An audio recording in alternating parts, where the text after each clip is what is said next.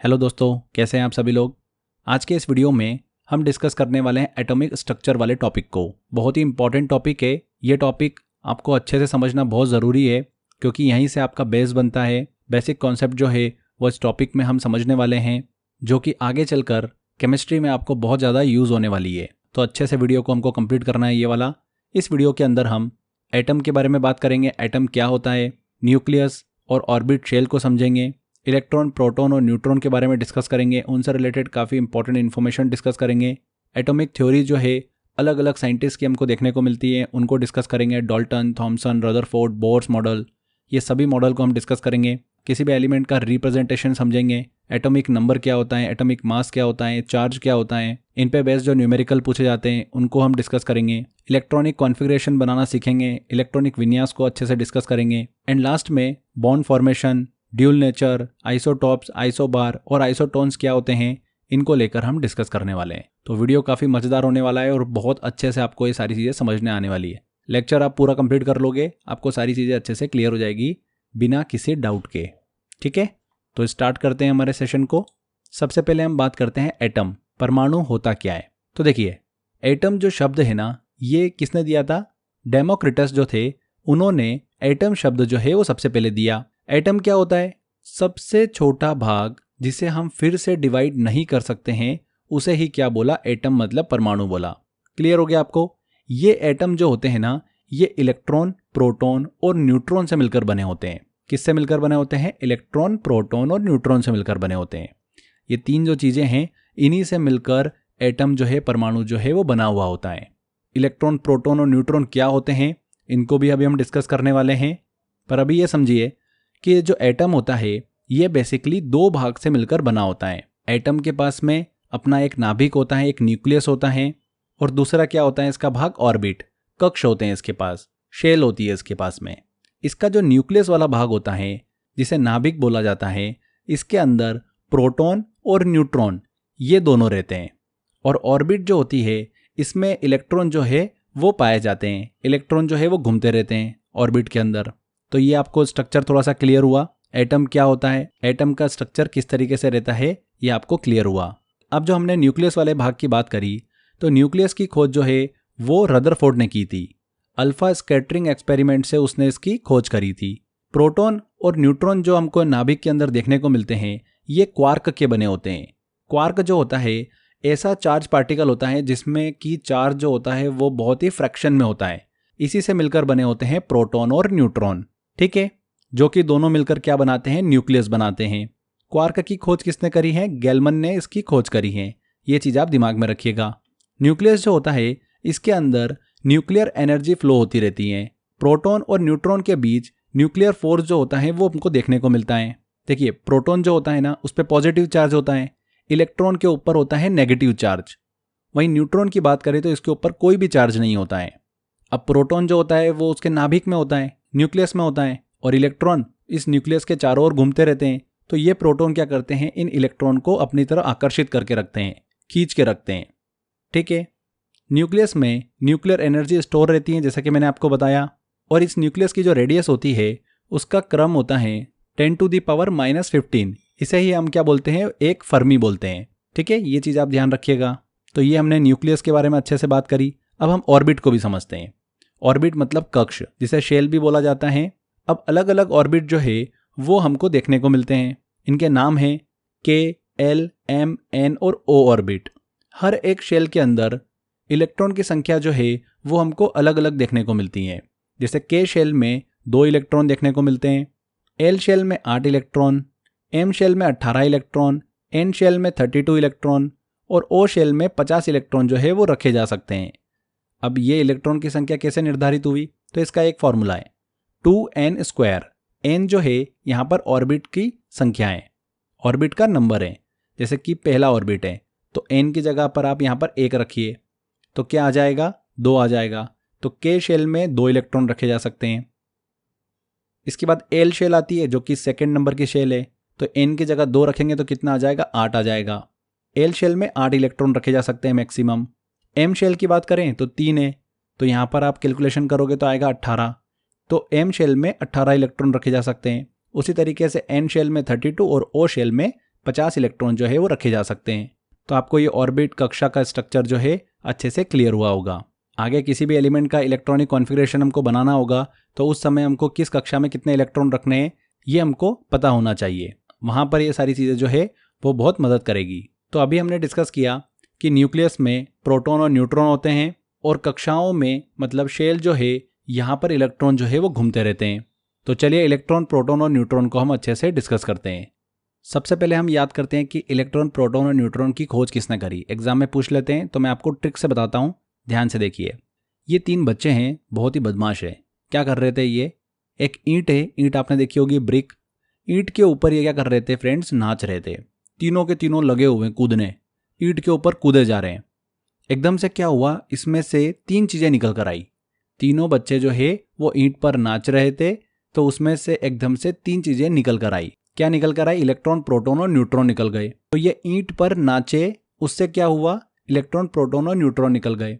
ये स्टोरी आपके दिमाग में सेट हो गई। कल्पना कर लो, अच्छे से इमेजिन कर लो, तो आपके दिमाग में ये बिल्कुल परफेक्टली सेट हो जाएगी। 3 बच्चे ईंट पर नाचे, उससे इलेक्ट्रॉन, प्रोटॉन और न्यूट्रॉन निकले। तो हमने क्या लिख दिया? ईंट पर नाचे। ई से बन जाएगा हमारा इलेक्ट्रॉन, ट से बन जाएगा टॉमसन।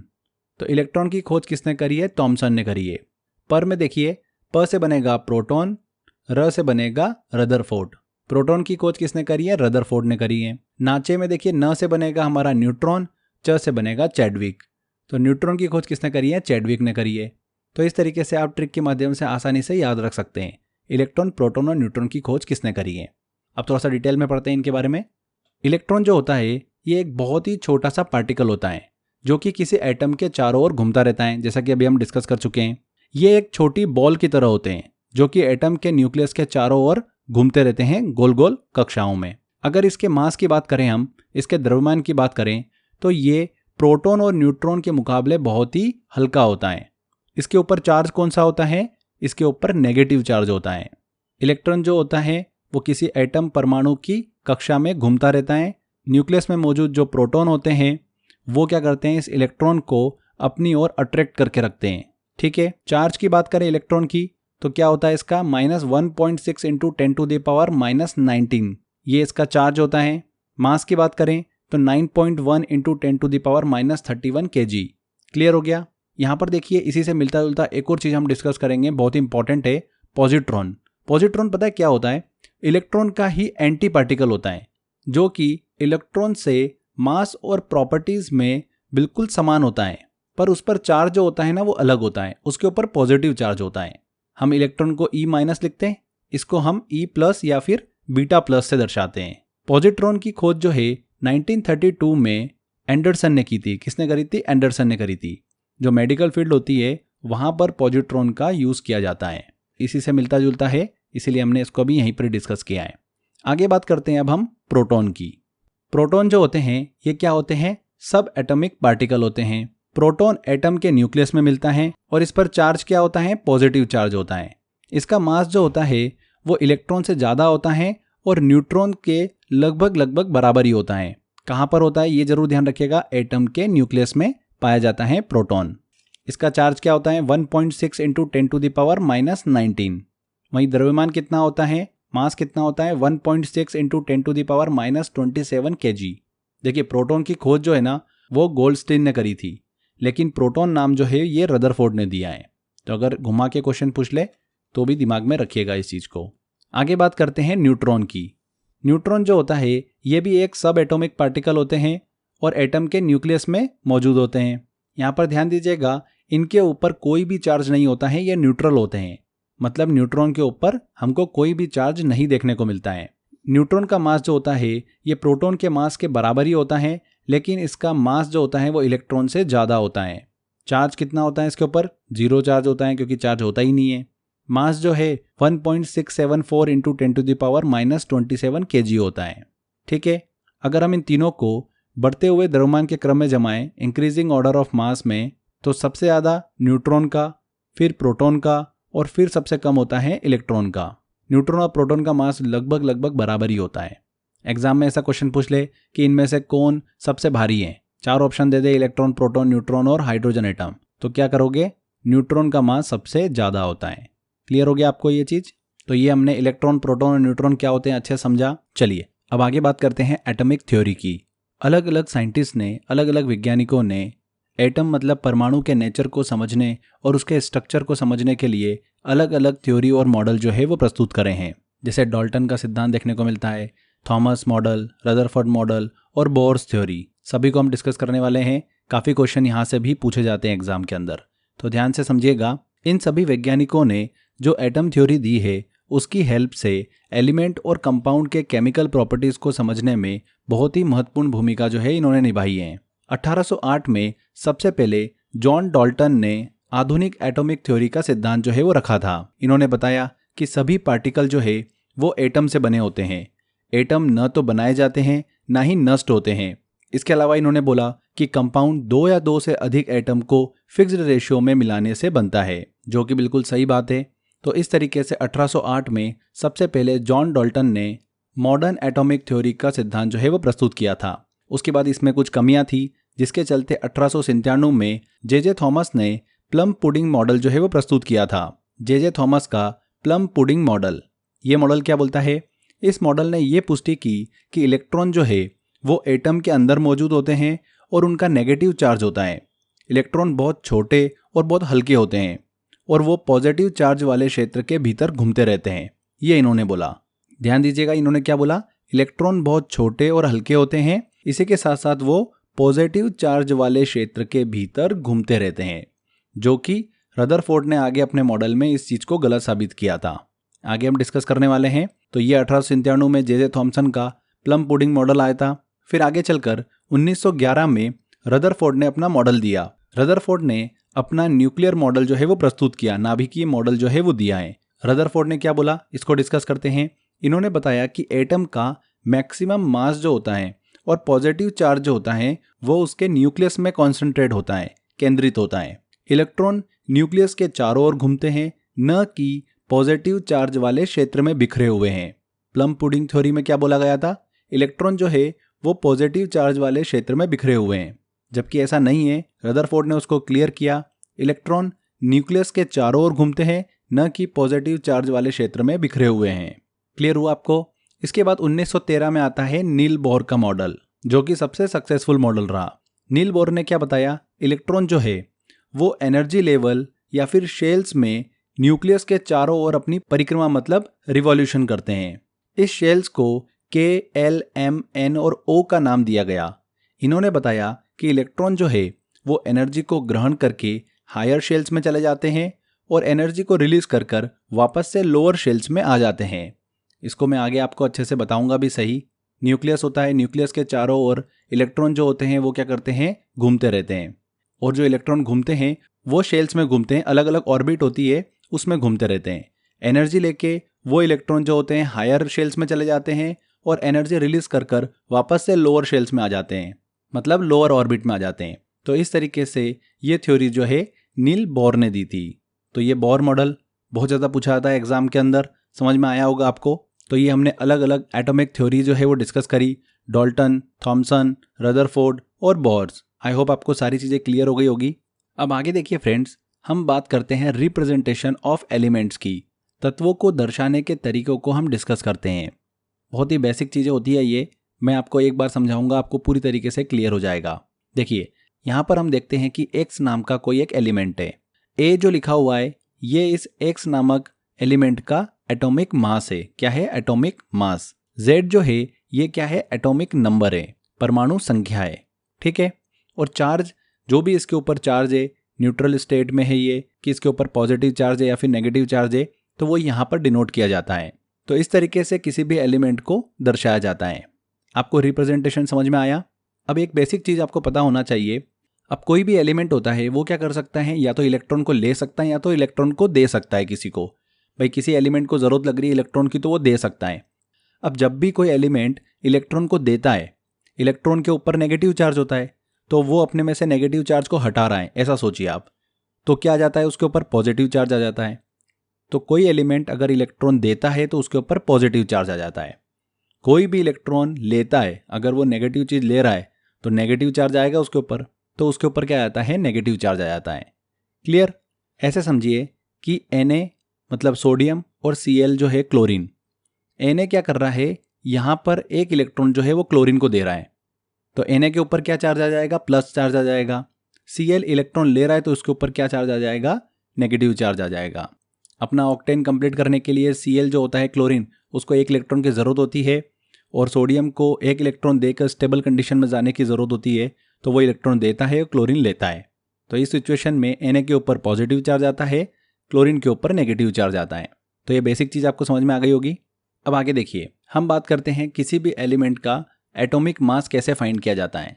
तो दो तरीके होते हैं। आपको किसी भी एलिमेंट का शुरुआत के एटलीस्ट आपको पीरियोडिक टेबल में जो 20 एलिमेंट्स हैं उनका एटॉमिक नंबर आपको पता होना चाहिए। बहुत बार क्वेश्चंस पूछ लेते हैं, तो 20 एलिमेंट के एटॉमिक नंबर आपको पता होना चाहिए, ये बहुत ज़रूरी है। जैसे कि ऑक्सीजन है तो ऑक्सीजन का एटॉमिक नंबर 8 होता है, सोडियम का 11 होता है। हाइड्रोजन पहले नंबर पर आता है तो उसका एटॉमिक नंबर 1 होता है। फ्लोरीन जो होता है वो 9th नंबर पे आता है तो उसका एटॉमिक नंबर 9 होता है। ठीक है, तो एटॉमिक नंबर आपको स्टार्टिंग के 20 एलिमेंट्स के तो दिमाग में रखना ही है। अब यहाँ पर देखिए, किसी भी एलिमेंट का अगर हमको एटॉमिक मास निकालना होता है तो वो हम कैसे निकालते हैं। अगर एटॉमिक नंबर इवन नंबर है कोई, मतलब 2 है, 6 है, 10 है, ये इवन नंबर होते हैं, सम नंबर होते हैं, तब उस एलिमेंट का जो एटॉमिक मास होगा वो कैसे निकालना है। सिंपल हमको एटॉमिक नंबर में 2 का मल्टीप्लाई कर देना है, डबल कर देना है उसको, तो उसका क्या निकल के आ जाएगा, एटॉमिक मास निकल के आ जाएगा। जब किसी एलिमेंट का एटॉमिक नंबर जो होता है, परमाणु संख्या जो होती है, अगर वो विषम है, ऑड नंबर है, जैसे सोडियम का 11 होता है, ठीक है, ऑड नंबर है, तो इसका एटॉमिक मास कैसे निकलेगा, हमको 2 से मल्टीप्लाई तो करना ही है, प्लस लास्ट में एक नंबर ऐड कर देना है, 2 इंटू एटॉमिक नंबर प्लस 1, तो कितना हो गया, 22 प्लस 1 23। तो सोडियम का एटॉमिक मास कितना हो गया, 23 हो गया। समझ में आ गया आपको। तो इस तरीके से एटॉमिक मास जो है वो निकाला जाता है एटॉमिक नंबर की हेल्प से। ये जो मेथड है ये 5 एलिमेंट को छोड़कर सब पे काम करती है।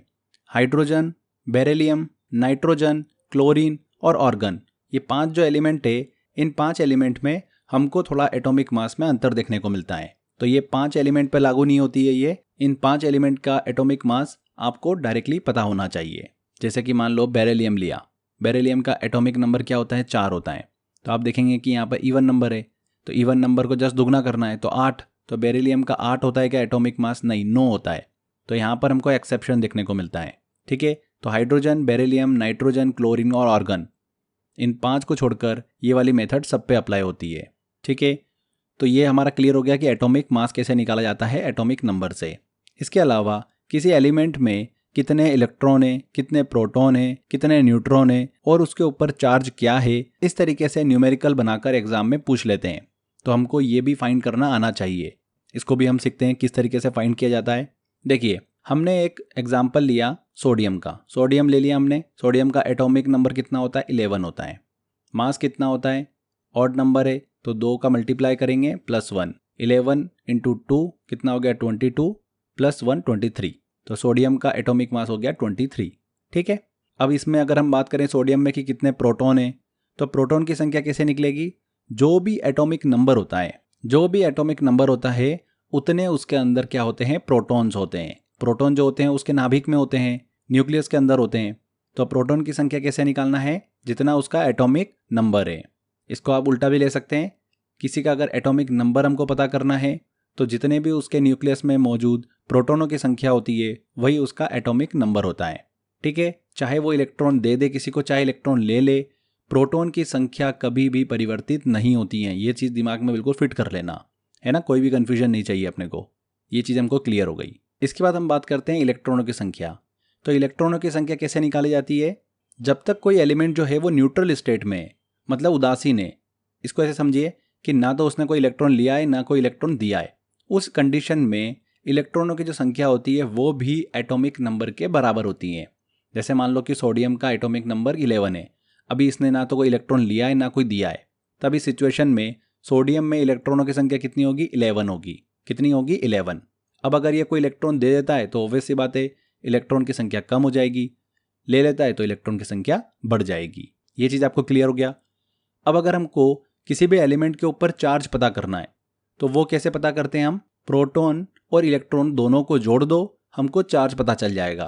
पर कंडीशन यहाँ पे दिमाग में रखना है कि पॉजिटिव चार्ज और नेगेटिव चार्ज जिस जिस पर भी आ रहा है उसको कंसिडर करके चलना है। जैसे मान लो कि प्रोटॉन की संख्या 2 है, इलेक्ट्रॉन की संख्या 3 है, तो हम इसको कैसे ऐड करेंगे? प्रोटॉन और इलेक्ट्रॉन को ऐड करना है, तो 2 प्लस इलेक्ट्रॉन की संख्या कितनी है? 3 है, तो -3 करके ऐड करेंगे। तो क्या हो जाएगा? 2 - 3 मतलब -1। तो चार्ज कितना आ गया? -1 का आ गया। समझ में आ गया आपको? तो हमारा फॉर्मूला क्या निकल के आया? चार्ज अगर निकालना है हमको तो प्रोटॉन प्लस इलेक्ट्रॉन दोनों को ऐड कर दो, हमारा चार्ज निकल के आ जाएगा। पर हमको यहाँ पर प्लस और माइनस जो साइन है उसको कंसिडर करके चलना है। तो यहाँ पर हमने एटॉमिक नंबर से एटॉमिक मास कैसे निकालते हैं ये सीखा, प्रोटोनों की संख्या कैसे फाइंड की जाती है ये सीखा, इलेक्ट्रॉनों की संख्या कैसे निकालते हैं ये भी हमने पता कर लिया, और चार्ज कैसे फाइंड किया जाता है ये भी हमारा क्लियर हो गया है। अब लास्ट में बात करते हैं न्यूट्रॉनों की संख्या की। न्यूट्रॉनों की संख्या किस तरीके से फाइंड की जाती है? अब देखिए, कोई भी एटम है, उस एटम का जो मास होता है वो उसके केंद्र पर होता है, उसके सेंटर पर क्या होता है? कॉन्सेंट्रेट होता है, मतलब उसके नाभिक में। और नाभिक में क्या होते हैं? प्रोटॉन और न्यूट्रॉन होते हैं। प्रोटॉन और न्यूट्रॉन उसके नाभिक में होते हैं। तो एटॉमिक मास जो है वो क्या हो जाएगा? प्रोटॉन प्लस न्यूट्रॉन हो जाएगा। ठीक है, एटॉमिक मास जो होता है वो प्रोटॉन प्लस न्यूट्रॉन के बराबर होता है। तो यहाँ पर एक एग्जांपल लेते हैं, सोडियम है, सोडियम को Na से डिनोट करते हैं। यहाँ पर इसका एटॉमिक नंबर कितना है? 11 है। एटॉमिक मास कितना है? 23 है। तो atomic mass equal to proton plus neutron. Clear? तो यहाँ पर हमने एटॉमिक मास रख दिया 23, प्रोटॉनों की संख्या हमको पता ही है 11 है, तो यहाँ पर हमने 11 रख दिया। कैसे पता चली? एटॉमिक नंबर इक्वल टू क्या होते हैं? प्रोटॉनों की संख्या। तो 11 यहाँ पर एटॉमिक नंबर है, तो प्रोटॉन कितने हो जाएंगे? 11 हो जाएंगे। तो 23 इक्वल टू 11 प्लस न्यूट्रॉन। न्यूट्रॉन हमको फाइंड करना है, तो बस अब न्यूट्रॉन फाइंड कर लेते हैं। 23 - 11 इक्वल टू क्या हो जाएगा? न्यूट्रॉन।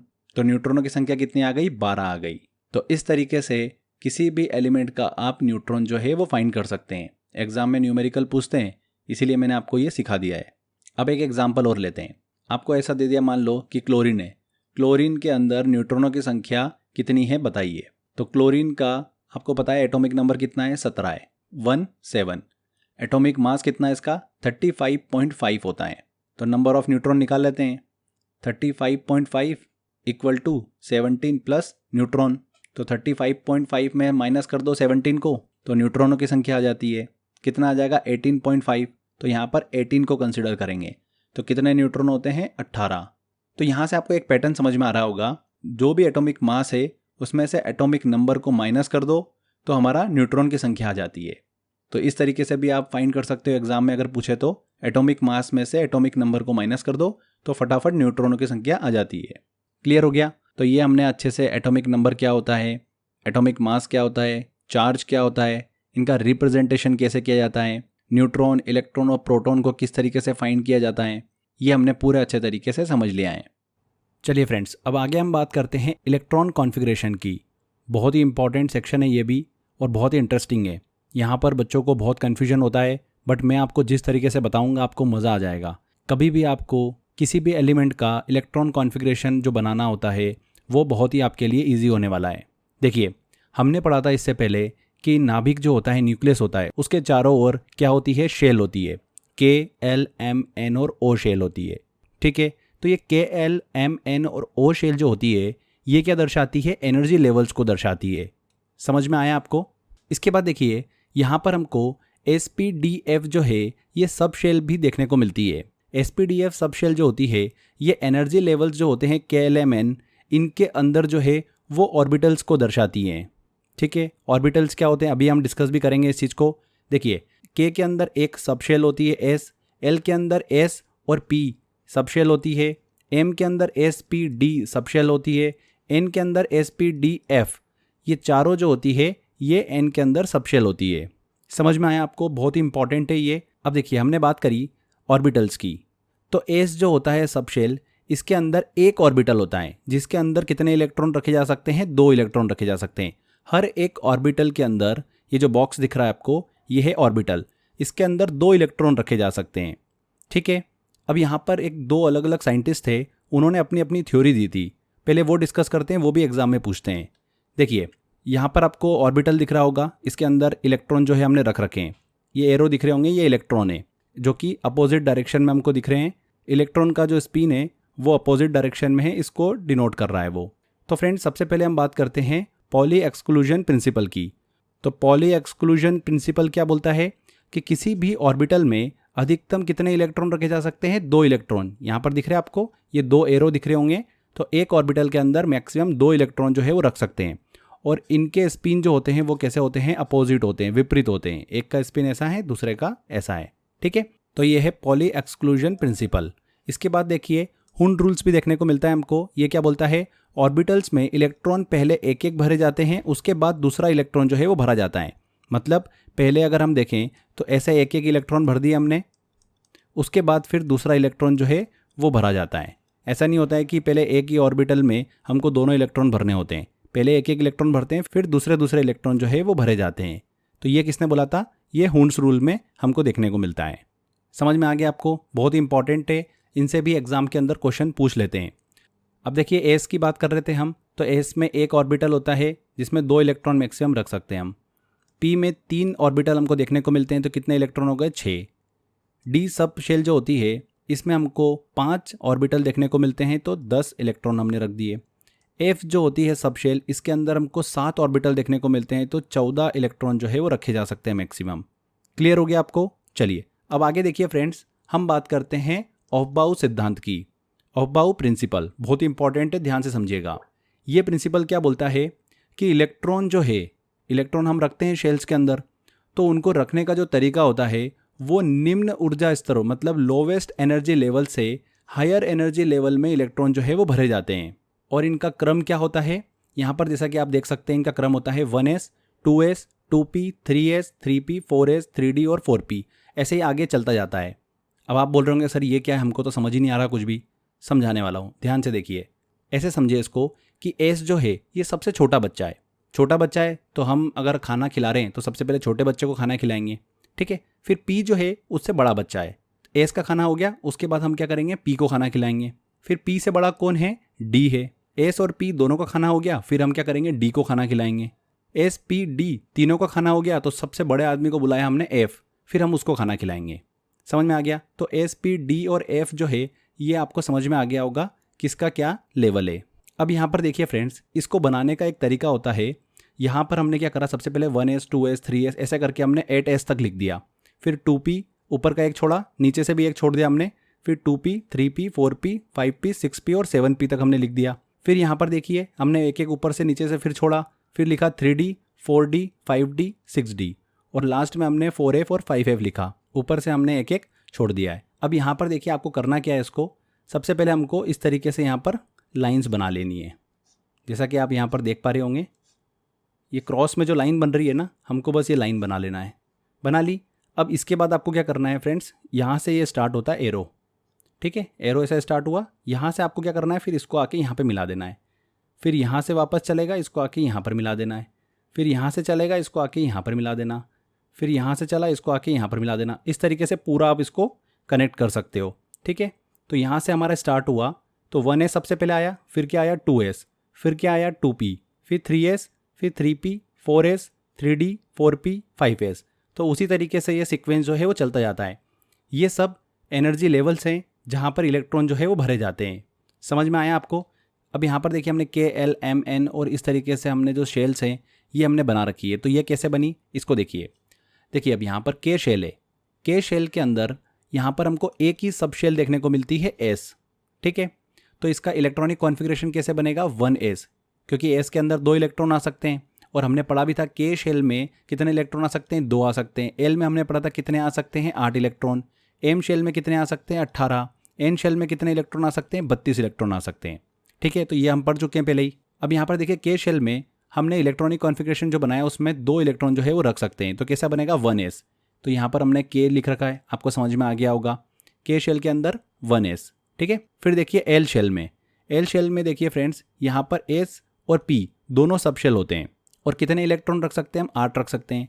तो एस शेल में 2 रखे, पी वाले में 6 आते हैं, तो टोटल 8 हो गए। तो एल हमारा यहाँ पर क्लियर हो गया, ठीक है।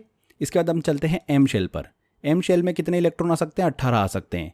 और यहाँ पर एस पी डी 3 सब शेल होती है। तो इसका इलेक्ट्रॉनिक कॉन्फ़िगरेशन कैसे बनेगा? 3s, 3p और 3d, 3s, 3p और 3d। यहाँ पर जो 4s आ रहा है फ्रेंड्स, ये 4s जो है ये एन शेल का है। पर ये पहले क्यों आ गया? पहले इसलिए आ गया क्योंकि एस शेल जो है इसका एनर्जी लेवल जो है वो 3D की अपेक्षा कम होता है, इसीलिए 4s शेल जो है ये पहले आ जाती है, 3D बाद में आती है। ठीक है, जैसा कि हमने यहाँ पर अभी डायग्राम में भी सीखा था बनाना। तो ये यहाँ पर जो कॉन्सेप्ट है यही बहुत इंपॉर्टेंट है, जो अक्सर बच्चे कंफ्यूज हो जाते हैं। क्लियर हो गया आपको यहाँ पर? तो एम शेल का इलेक्ट्रॉनिक कॉन्फ़िगरेशन कैसे बनेगा? 3s, 3p और 3d, जैसा कि आप यहाँ पर देख सकते हैं। तो कुल मिलाकर कितने इलेक्ट्रॉन हो गए? 18 इलेक्ट्रॉन हो गए। ठीक है, एन शेल में चलते हैं। एन शेल में 32 इलेक्ट्रॉन रख सकते हैं हम।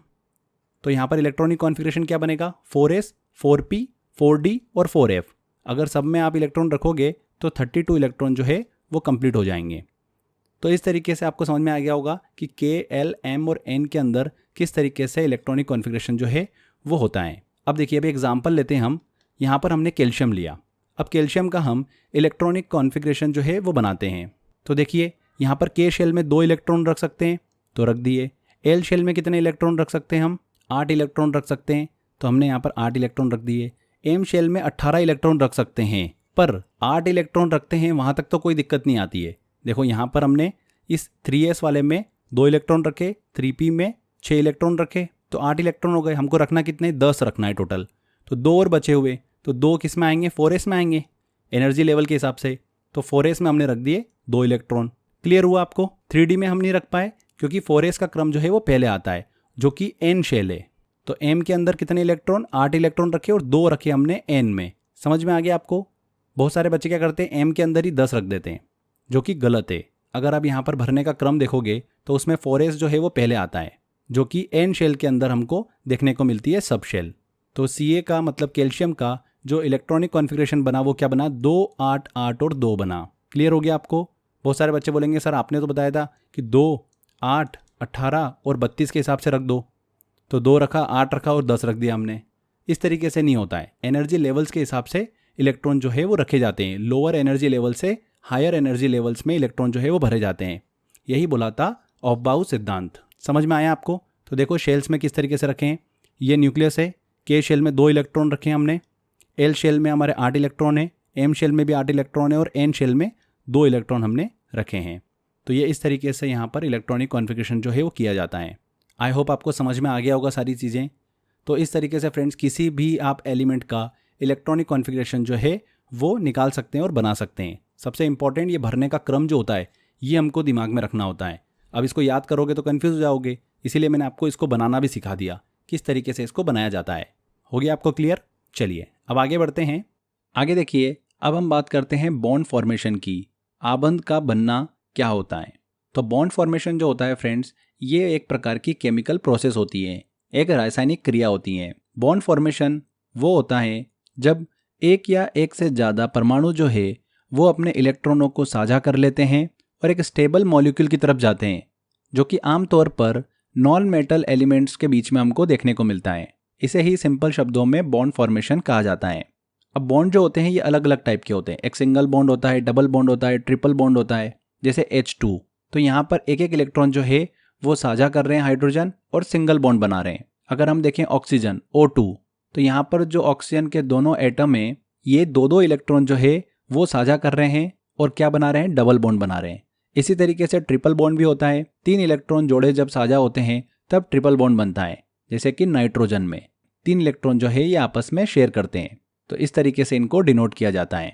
इसके बाद फ्रेंड्स हमको एक कोवैलेंट बॉन्ड भी देखने को मिलता है। कोवैलेंट बॉन्ड क्या होता है? सहसंयोजन बंधन। देखिए, जब 2 परमाणु जो होते हैं, 2 एटम जो होते हैं, वो अपनी आउटर शेल जो होती है, भारी शेल होती है, उसके इलेक्ट्रॉन को साझा करते हैं, तो वे क्या बना लेते हैं? एक कोवैलेंट बॉन्ड बना लेते हैं, जैसे कि H2O।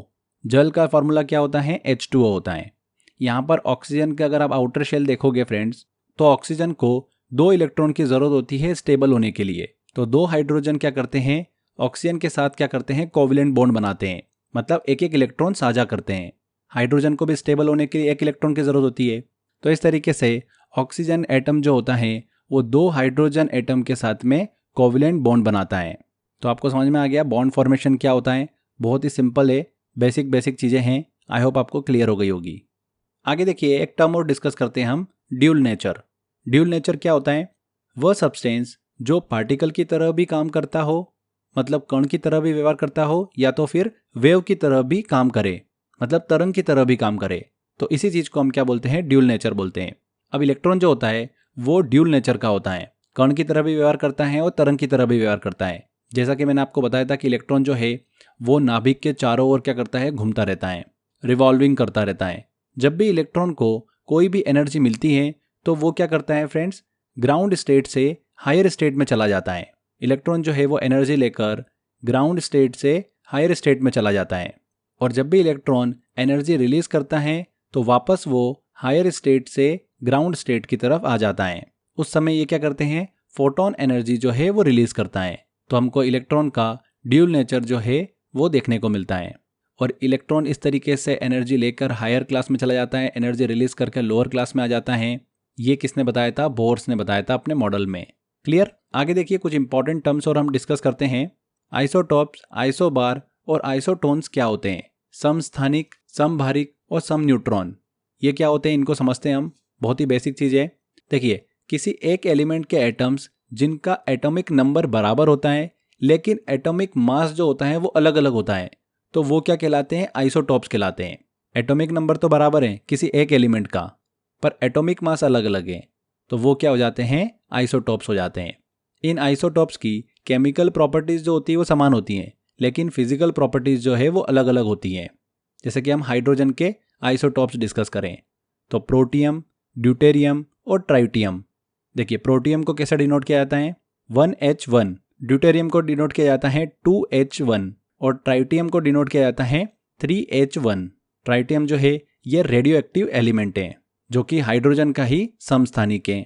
अब जैसा कि आप यहाँ पर देख पा रहे होंगे, ये तीनों एक ही एलिमेंट के हैं, एटॉमिक नंबर बिल्कुल समान है, पर एटॉमिक मास जो है वो अलग अलग है। प्रोटियम का एटॉमिक मास 1, ड्यूटेरियम का एटॉमिक मास 2 और ट्राइटियम का एटॉमिक मास जो है वो 3 है। ठीक है। यहाँ पर एक और चीज़ हम देखते हैं, इन तीनों में अगर हम न्यूट्रॉन की संख्या निकालें तो कैसे निकालते हैं, एटॉमिक मास में से एटॉमिक नंबर को माइनस कर देते हैं। तो प्रोटियम में न्यूट्रॉन की संख्या कितनी है, 0 है, 1 - 1 0। ड्यूटेरियम में 2 - 1 1। ट्राइटियम में 3 - 1 2।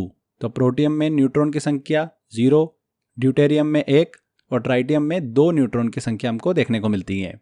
ये एग्जाम में बहुत बार क्वेश्चन पूछा जाता है, इसलिए इस चीज़ को दिमाग में रखिएगा। तो ये समझ में आ गया आपको आइसोटॉप्स क्या होते हैं, किसी एक एलिमेंट के एटम्स जिनका एटॉमिक नंबर जो है वो बराबर हो लेकिन एटॉमिक मास जो है वो अलग अलग हो, उन्हें ही आइसोटॉप्स कहते हैं। इसके बाद हम आइसोबार की बात करते हैं, समभारिक। तो अलग अलग तत्वों के एलिमेंट के अलग अलग परमाणु जो एटम होते हैं उनका एटॉमिक मास जो होता है वो समान रहता है, लेकिन एटॉमिक नंबर जो होता है वो अलग अलग हो जाता है। उसी को हम क्या बोलते हैं, आइसोबार बोलते हैं, समभारिक बोलते हैं। जैसे कि ऑर्गन, पोटेशियम और कैल्शियम का अपन केस देखते हैं। ऑर्गन का एटॉमिक नंबर 18, पोटेशियम का एटॉमिक नंबर 19 और कैल्शियम का एटॉमिक नंबर 20। तीनों का अगर हम देखें मास तो 40 40 40 हमको देखने को मिलता है। लगभग बिल्कुल सिमिलर मास हमको यहाँ पर देखने को मिलता है। तो ये क्या हो जाते हैं, आइसोबार हो जाते हैं, समभारिक हो जाते हैं। इसको कैसे फाइंड करते हैं ये भी हम देख सकते हैं, बहुत ही सिंपल तरीका है इसका। देखिए, एटॉमिक मास क्या होता है, एटम के न्यूक्लियस में मौजूद प्रोटॉन और न्यूट्रॉन की संख्या का योग जो होता है वो क्या होता है, उस एटम का एटॉमिक मास होता है। अब देखिए ऑर्गन लेते हैं, ऑर्गन का एटॉमिक नंबर कितना होता है, 18 होता है। तो यहाँ पर इसके न्यूक्लियस में प्रोटॉन की संख्या कितनी हो जाएगी, 18 हो जाएगी। अब हमको न्यूट्रॉन की संख्या निकालनी है, तो न्यूट्रॉन कैसे निकालते हैं, atomic mass minus atomic number. तो 40 - 18 कितने हो गए, 22। तो मास निकाल लेते हैं। तो ऑर्गन का एटॉमिक मास क्या हो जाएगा, प्रोटॉन प्लस न्यूट्रॉन, जो कि 18 + 22 कितने हो गए, 40 हो गए। ठीक है। उसी तरीके से कैल्शियम लें तो एटॉमिक नंबर है 20, प्रोटॉन की संख्या हो गई 20, न्यूट्रॉन निकालते हैं 40 - 20 हो गए 20, दोनों को जोड़ते हैं तो कितना आता है, 40 आता है। उसी तरीके से पोटेशियम लेते हैं, पोटेशियम का एटॉमिक नंबर 19 है तो प्रोटॉन की संख्या 19 हो गई। न्यूट्रॉन निकालते हैं तो 40 - 19 कितना हो गया, 21, दोनों को जोड़ते हैं तो मास आ जाता है जो कि है 40। तो इन तीनों का द्रव्यमान जो है, मास जो है वो क्या आ रहा है, 40 आ रहा है, लेकिन इनकी परमाणु संख्या, एटॉमिक नंबर जो है वो अलग अलग हैं। तो इसी को क्या बोलते हैं, समभारिक बोलते हैं, आइसोबार बोलते हैं। ठीक है। एटॉमिक संख्या जो होती है, एटॉमिक नंबर जो होता है वो समान होता है, पर एटॉमिक नंबर जो होता है वो अलग अलग होता है। यहाँ पर ध्यान दीजिएगा, जो आइसोबार होते हैं उनका केमिकल जो प्रॉपर्टीज होती है वो अलग अलग होती हैं, और ये अलग अलग एलिमेंट जो है वो देखने को मिलते हैं। ठीक है। एक सिंपल शब्दों में और समझा देता हूँ, आइसोबार जो होते हैं वे एटम होते हैं जिनका एटॉमिक नंबर जो होता है वो समान हो, पर एटॉमिक नंबर जो है वो अलग अलग हो, जिनके केमिकल और फिजिकल प्रॉपर्टीज भी अलग अलग हो, उन्हीं को क्या बोलते हैं? आइसोबार बोलते हैं। आगे बात करते हैं अब हम आइसोटोन्स की, सम न्यूट्रॉन की। जैसा कि नाम से स्पष्ट है, सम न्यूट्रॉन, इसमें न्यूट्रॉनों की संख्या जो होती है वो समान होती है। जैसे कि नाइट्रोजन और ऑक्सीजन लेते हैं तो न्यूट्रॉन की संख्या निकालो, 15 - 7 और 16 - 8, दोनों में 8 न्यूट्रॉन हमको देखने को मिलते हैं।